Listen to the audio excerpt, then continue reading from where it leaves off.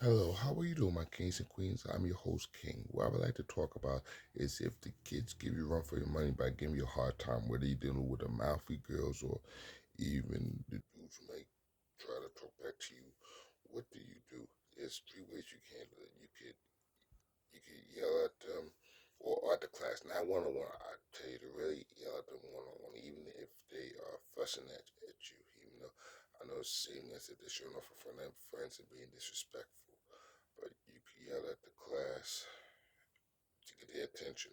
But that offers temporary results because then the students might do what they want to do again. They might, or after you yell, then the students might fight and disregard what you were saying to them. Another thing to keep in mind: if you try to speak up for yourself, when you deal with a tougher, defiant student, they might try to take you on or challenge you to a verbal argument or verbal debate.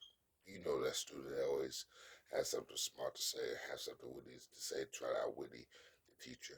So you can try to yell at them, you can try to go back and forth with them, but then you may create a headache for yourself. You could try, it's up to you. It's your protocol, it's your discretion, it's your prerogative, it's your decision. It depends on how much you can tolerate or how you well you handle the students, go back and forth with you, or how well you can handle the students after you yell at them. They still have something to say, or they still doing what they want to do. What I recommend that you also do is you could take off points, but you gotta say what you mean what you say. I think that's one of the better ways they will respect you. That's how you'll get your payback, so to speak. Another way you can get your payback is by getting paid. Those are the two best lines of defense uh, and payback. You understand? Because here's the thing: if you let the students get to you, then you take off. But you can take off so many days in school. You may have 13 or 15 vacation days you can use in school, but then you use all of your days in the first and second month. Now you can't take off any days. So they'll let the students make you take off your days early. Use your time wisely. Once again, you get the best payback by taking off points from them. You you can tell the ISC and the deans, but you gotta do it right away. That's how they will respect you. They still might try you, but it won't be as frequent or as severe. And another thing, a friendly reminder is you get the best payback at the students by getting paid at the end of the week. This is real serious. I want you to get this. They'll let them make you lose money by taking off days. Or let's say you use all your days, then you still take off days, but you take off days without pay. Then you might be on probation, then you might get suspended, then you might get fired, or you have to go to another school. They're not worth it. I know some of the kids could be a difficult challenge and a little overwhelming, domineering. I get it. But please find different ways to reach them. Now, all the kids are difficult. I know you have one or two or three in that classroom. No matter what you say, no matter how nice you can be, too. That's why please don't be too nice. You have to be able to mix with tough love and sensitivity and empathy. You gotta know when to show tough love, know when to show empathy, know when to show sensitivity, know when to have fun and smile, but don't overplay them. I mean, don't overplay with them. They're not your friends because when you did that, they're your friends. That's when they can talk to you any type of way and treat you any type of way they want in front of their friends. They'll think that you one of the other kids, similar to how the dudes befriending ways and think that she's one of the guys. It's the same thing with the kids. I say, oh, he's one of us. We could talk to him any way we want to. We could get away with this. He'll let us go to the bathroom. She'll let us not do any homework. She'll let us play games instead of do work. So that's why you can be friendly, but don't be different. You have 20, 30 years over them in terms of experience, on them in terms of experience. how do you deal with aggressive or a student who shows hostility, or yeah, hostility, maybe animosity, but let's say hostility out of the blue? We ask them the simplest things. What do you do? You say, "Why are you so snappy? Don't snap at me. Nobody did nothing to you." And if they have something to say along those lines, or you say, we could talk without getting into a debate, without fussing, without arguing. You know that, don't you? And if they still have something slick or smart to say, then try to understand them. Say, "What's on your mind? How come you come at me kind of hard? How come you come at me kind of sideways? What's going on?" You're not babying them. You just want to hear why they be a little tougher on you opposed to the other teachers. And if that doesn't get to them, then you can take points or send them to another teacher who can deal with them better than you can. Respect the kids for being smart, but make sure that they respect you too. Don't let them yell at you whenever they want to, whether they're in a good mood or not. You gotta lay the foundation day one, even if you're 2 weeks or 3 weeks into school, you still have time for them to respect you. I know you have some work ahead of you. I know it might not be fun, it might not be easy, it might not be pretty all the time, but it's gonna be worth it if you can establish the foundation. The sooner you establish a foundation, the more likely they will respect you. Even the toughest students, the most difficult students will respect you. Even if they listen to you one time, you did your job. Even if you taught them one time, you did your job. And it's gonna be priceless. It's gonna be a moment that you never forget. It could change your life, and it could save your career. Or if they speak a little aggressively, you can say, "Why? Why are you talking to me like that? No, why act like I did something to you? Nobody did nothing to you. I need you to take it easy and talk to me right, same way I talk to you right. I need you to take a deep breath, cool off. Even if they don't want to, you can say cool beans, or you say cool drink. You can say cool beans, cool drink, or cool drink Kool-Aid to get their attention if you want to. And if the class is getting out of control, uh, please try not to yell at them at 10 out of 10 at the top of your lungs, because then that's where you lose control. That's where you feel lightheaded. What I recommend that you do is you can do a brain break and get them back to working, or you can do the 4-7-8 brief technique. Do that 4 times with the class. Even if they don't want to do it, you do it on your own, and that will help you to have self control, and that eventually help you to control the class. Another thing you could do is if you're reading and the kids just over talking each other, you could do a group read, or you can do a class read along where you read a paragraph as a class. Mix it up. You could do it all at one. You could read, then you let the students read, then they read along as a class, then you could do a group read. Another thing too is if the class does games, you can let them do the statue game. They could do the four corners. They could do 7 Up. They could do a dance party. Now, if they are fighting over 7 Up, I say, "Oh, you said I could do it." That could be a nightmare, even with the fifth graders. If you promise one student, and then all the students want a piece of the pie. If you want, you can do 8 Up. If the student says it's not fair to do 8 Up, then that's where you might want. That's where it'll be 9 Up and 10 Up.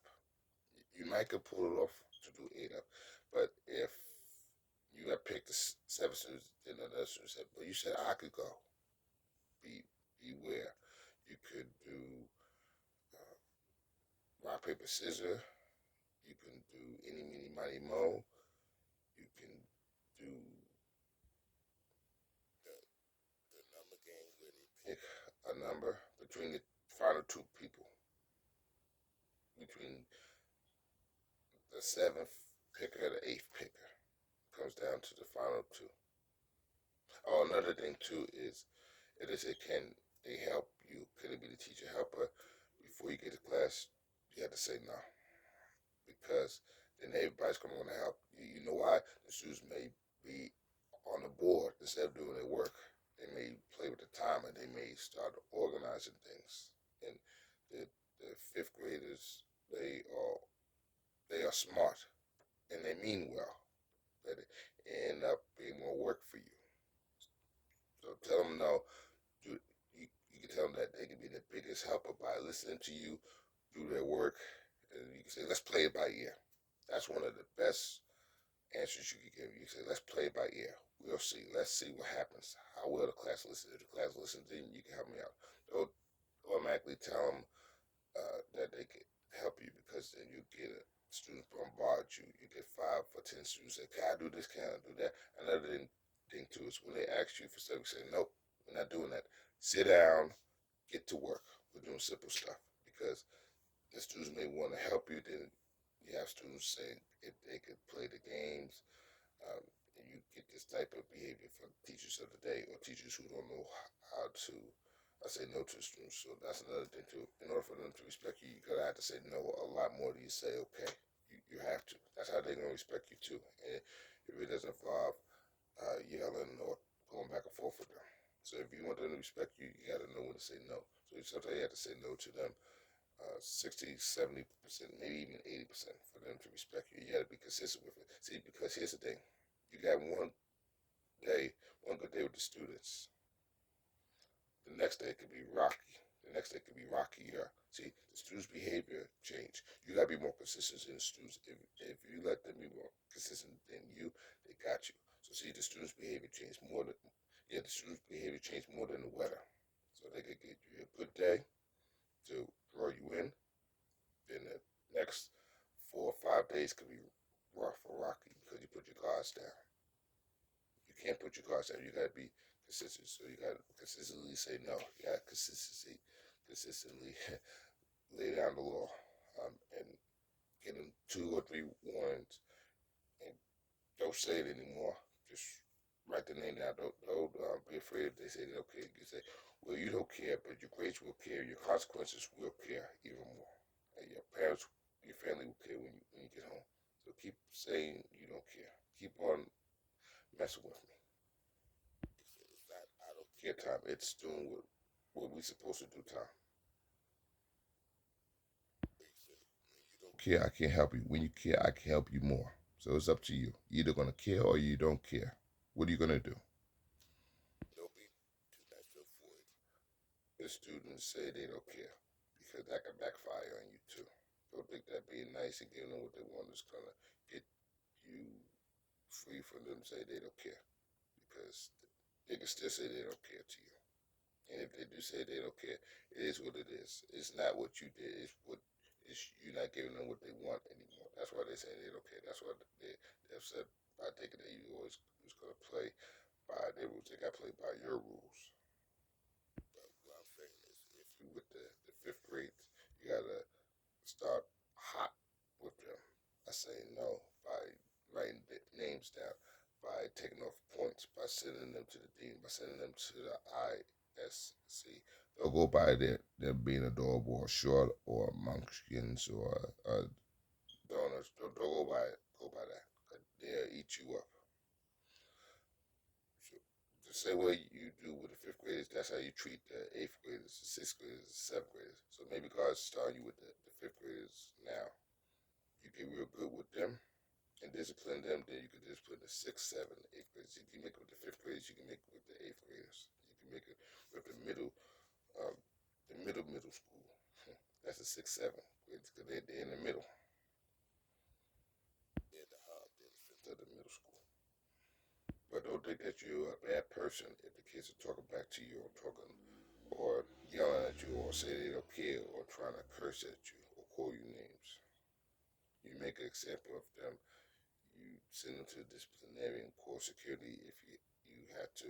And if the students is putting hands on each other, you can say, I understand that you're upset because the person put their hands on you, but next time let me know and I'll deal with it. I know you did that. The students will listen to me. I won't do anything, but you got to give me a chance, give me the benefit of the doubt to rectify the situation, to fix the situation. You got to give me that chance, give me that respect. And a creative attention getter you could do is you could say Michael Jordan hands, LeBron James hands, Kobe Bryant Allen Iverson, hands. Shaquille O'Neal, hands.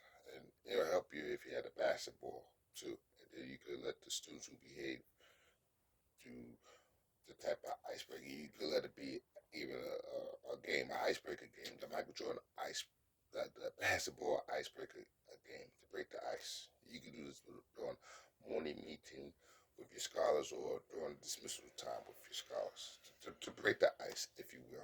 Especially if you have 5 minutes to kill before you wait for the other students. I mean, before you wait for the other teachers, the teachers run late because things happen. I know it could be a little annoying and frustrating if the teacher's late and you're always on time. You drop the students off to the class. Be creative. So you can do this with the fifth, sixth, seventh, eighth grade. Once again, you can say, let's do an icebreaker, a quick icebreaker. If you don't want to do it, please don't shout that I don't want to do it. God, you can say, I didn't ask you to do that. I didn't ask you to say that. And also, if you talk about your experience, but you got to be careful with that too, because then you get personal by saying, I've been doing this for 15 years. The kids might say, well, we don't care. We don't ask you about that. I know it's rude. I know it's disrespectful, but be careful when you talk about your credentials or your accolades because the kids don't care. I know they're supposed to respect it and not say anything, but if they do, um, it's your discretion on how you handle it. But getting back to what I was saying, if they did all their work and you don't know what to do, you can get the basketball bag and you can say, let's do the basketball icebreaker. I'm gonna start it off and you follow along. Michael Jordan hands, Kobe Bryant hands, LeBron James hands, Allen Iverson hands, Dwayne Wade hands, Shaquille O'Neal hands. Then you let the next student talk about their favorite basketball player or their favorite player in general. It could be a sport. It doesn't have to be basketball. It could be any sport, any celebrity they want. Celebrity hands, Tupac hands. Or you could say, hello, hello, Medea. Or you could say 1, 2, 3, ABC, Michael Jackson. Or one, two, three, your eyes on me, Michael Jackson. I mean, Tupac. 1, 2, 3, your eyes on me is Tupac. 1, 2, 3, ABC. ABC. 1, 2, 3, all eyes on me, Michael Jackson mixed with Tupac. If you want to be creative, they could play the silent ball slash dance monkey in the middle. I don't like to just say monkey in the middle for racial reasons. Or you could say money in the middle. If you want to go a donkey in the middle, be creative with it. What I mean by silent ball with dance monkey in the middle is, let's say you're out, but you see the ball, you catch the ball, then you're not out anymore. So the students is throwing the ball around the classroom. You see the ball, you make sure the students is safe. They don't stand on tables, they don't stand on chairs. If they catch the ball, they're back in the game. You could do this for grades 5, 6, 7, and 8. And another thing too, even if you have that student who's louder than you, doesn't mean that they have better class management than you. I want to reiterate that. Once again, even if the student is louder than you, even though you might have a loud voice, but the student, your voice might be at 8, but that student voice might be a 10. Don't let them take over the class by saying, thank you for your help. I need you to sit down. I'll take it from here. I know you think that I don't have things under control. I know you think the students don't listen to me, but you gotta give me the benefit of the doubt. You gotta give me a chance to get the class and listen to me, because you're not gonna. What if you take off? I'm gonna have to do this on my own. But you can say this to the student for a couple seconds. They'll over-explain it, but explain it enough where they understand. But don't let, because if you let them take over the whole class, then they'll expect to take over class during field trips, during fire drills, during lunchtime in front of the principal, in front of the disciplinarian. They won't care. So you gotta know when to draw the line by saying enough is enough. I appreciate your help, but I got it from here. I can control the class. I appreciate you helping me. You can still be my teacher helper, teacher assistant when I need you, but I need you to do your work and learn and get a good education so you can be a contribute to society. Because I want you to teach yourself how to good education by helping me all the time. You gain more, do a service for yourself by learning, doing your work, by helping yourself. That will help me. You can help me by helping yourself and learning, doing what you're supposed to do and doing the work. Now, they may not understand it. They still might have something to say, but you got to stick to it. Even if they say they don't want to do it, you say, you try anyway, or you got to try. Rough to you, you can say you can talk loud and proud, but not rough and tough, or not mean and animosity, or not mean or hostility. I know there's a rhyme, but the ending sounds similar to me. It's the best I have. So once again, you can say you can talk loud and proud, but not mean or angry, or not tough or rough. Not mean and enemy. You can talk loud and proud, but not mean and enemy. You make your statement. Since I'm not yelling at you, you don't yell at me. Since I'm not talking rough at you, you don't talk tough to me. So remix your statement, remix your tone, remix your word. If they say they don't want to do it, they're not going to do it. You say, well, I need you to try it, or I'm about to subtract some points. But if you say you talk back, I subtract. Let me get my calculator so I can subtract points. The student said, that's not a calculator. You said, well, that's not my that. Well, you can say that's my calculator. That might not be your calculator, but that's my calculator. Or you said, may I have the mic? You said, you don't have a mic. You said, don't mess with my mic. The voice is my mic. Just like you have a mic.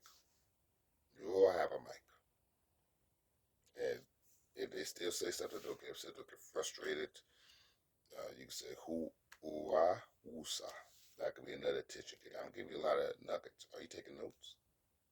So once again, ooh-ah, woo-sa. It rhymes. Shout out to the military. Or another thing too is when you line the students up, line them up five at a time. When they come in the classroom, when they are line up in your classroom, entering your classroom, don't let them line up at the same time. You got to treat it similar to a bathroom. How you let one or two students go at a time. Let the students enter your classroom two at a time. I know it might be slow, but they won't be as noisy. If you let them come in or at the same time, then that's more work you have to do to quiet the students down. So let the students enter your classroom two students at a time. If you want to do five students at a time, you can. I recommend that you do two students at a time. Treat it similar to the bathroom. They don't care. You say, I don't care, I don't care. Then don't care. You say, if they say, I don't care. They say, I don't care, I don't care. Didn't care. Don't beat yourself up if you feel the students talk about lecturing you as if you did something, as if you committed a crime. They're mad that you had called them out on that, and they're probably not used to people calling them out or correcting them. They're used to correcting others, even adults, again, the last word. So you are giving them a taste of the real world. With those tough students who always used to having their way or getting away with stuff. And another thing too is if the student is squinting their eyes, whether it's a boy or a girl, and they get defensive by saying, "Where's your glasses?" Maybe they got upset because you called them out on that them not having their glasses. Maybe they didn't want the class to know that they had the glasses. They wear glasses and not view them. They view themselves, and you make them look uncool. It feels as if you basically humiliate them. So if they go on a tangent or they throw a temper tantrum, don't beat yourself up. You just they're just mad that you um, told them the truth. They used to tell everybody else the truth. See, they can dish it, but they can't take it. Not all the students are like this, but some of the students are. But don't apologize. Don't bribe them. Don't say, "I'll make it up to you." You could understand where it comes from by saying, I understand that maybe I might have made you uncomfortable or you thought I was making fun of you. I wasn't. I was just trying to help you out because I see you squinting your eyes like that. I don't want you to strain your eyes. If you want, you could sit closer. I wasn't trying to disrespect you, but you can't come at me like that either. Because when you do, you disrespect me. I don't disrespect you, so you're not going to disrespect me. If you can't oblige with this, then maybe I have to take points for you to as motivation to help you to respect me. So what are you going to do? You can talk this way with the fifth graders all the way to the eighth graders. Don't be afraid now. And you can rehearse how you will communicate with the students. Don't even let them yell at you, not even a fraction, not even 1%. You could detect tone. You could detect little mood. You can understand it, but they still gotta respect you because you be in a bad mood. You got a lot to do, but you don't take it out on the students. You try to be professional, and they have to be educational. They have to. There's no if ands or but about it. If they can respect 90% of the adults, they can respect you.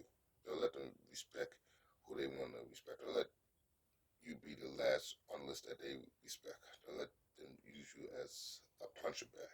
They'll let them respect, just respect the principal, the vice principal, the dean, the disciplinarian, the other teachers, but they don't respect you. You can let them respect you even as the teacher of the day. I think I said everything I need to say. Thanks for listening. Please have a blessed day. See you later. Stay blessed. God bless. I will talk to you later. God bless. My kings and queens. I'm your host, King. Until next time. Talk to you later. God bless.